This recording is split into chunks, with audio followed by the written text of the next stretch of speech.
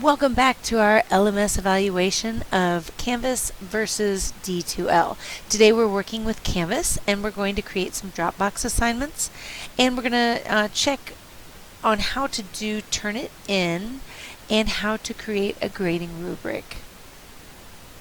Alright, to start us off, as you can see, I've entered our course LMS evaluation, and I'm actually going to select the assignments tab here on our nav bar.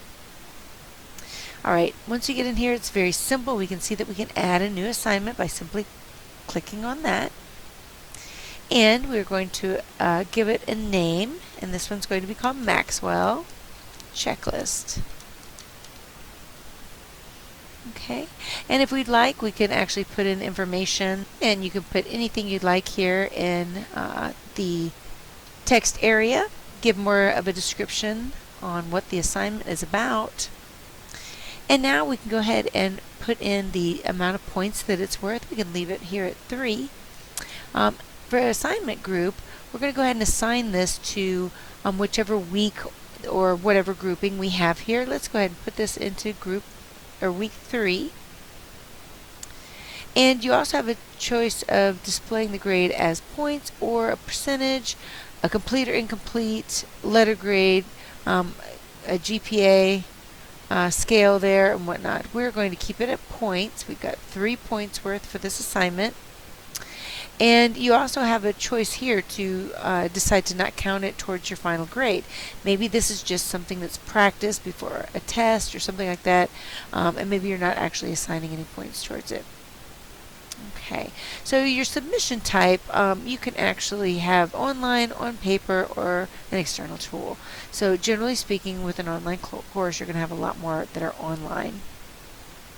Okay, and we also have an option of the online entry options, how they're going to actually be doing this. Will it actually be a text entry, maybe a recording of some sort, etc.?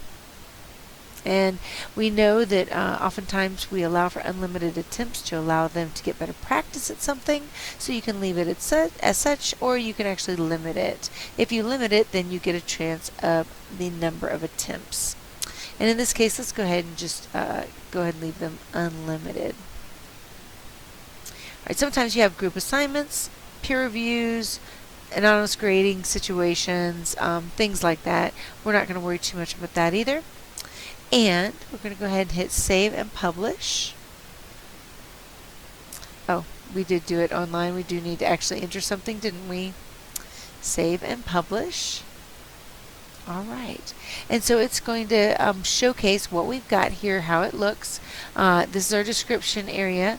It is showing that it is published. And so now it's ready to go. Now, you can, right from here, add a rubric if we had one already created. We're going to show you how to go ahead and create that. So we are currently in the assignments section, but we're going to come down here and select the rubrics. But it's very simple. It shows you, just press the button on adding a rubric.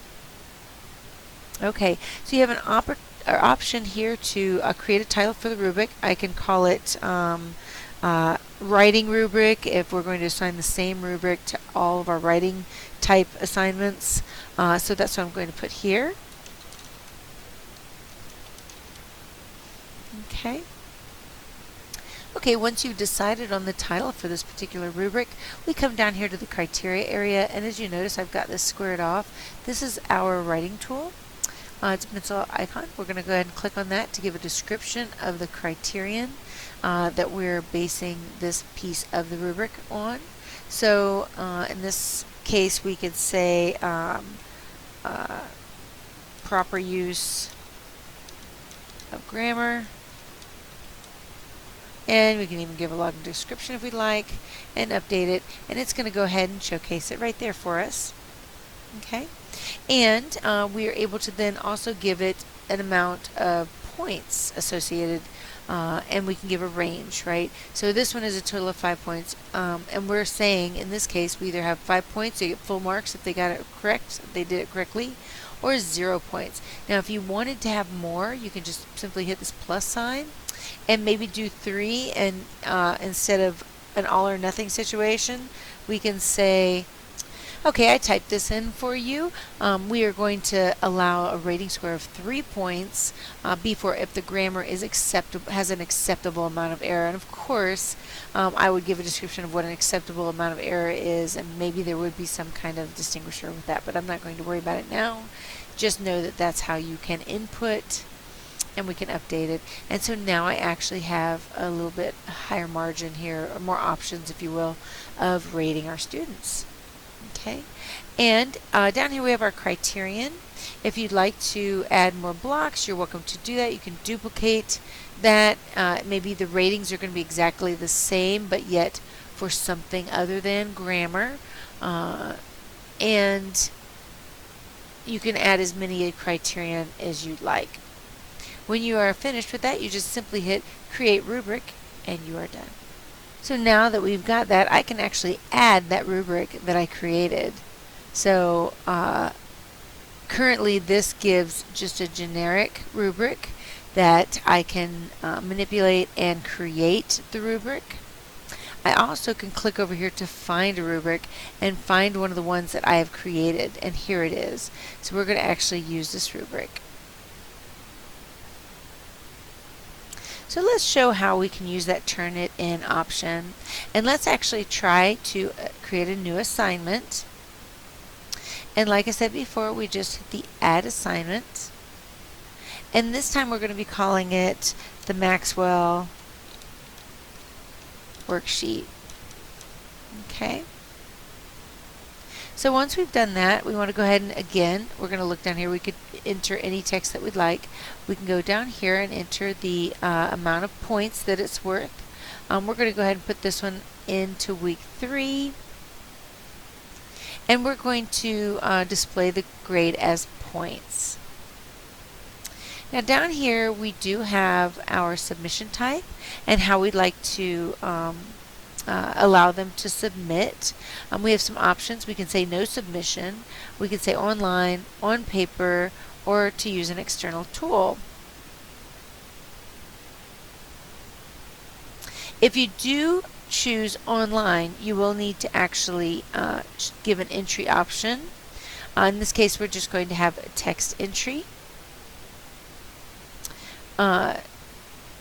If we'd like to do the Turnitin feature, we do need to utilize the external tool here, and that allows us to have this pop-up box to enter or find an external tool URL. Okay, and at this point we can put in our Turnitin information through our institution. So you just need to put it in there. And then you just scroll down and hit Save and Publish if you'd like. And that is how we do it. Thanks for coming in.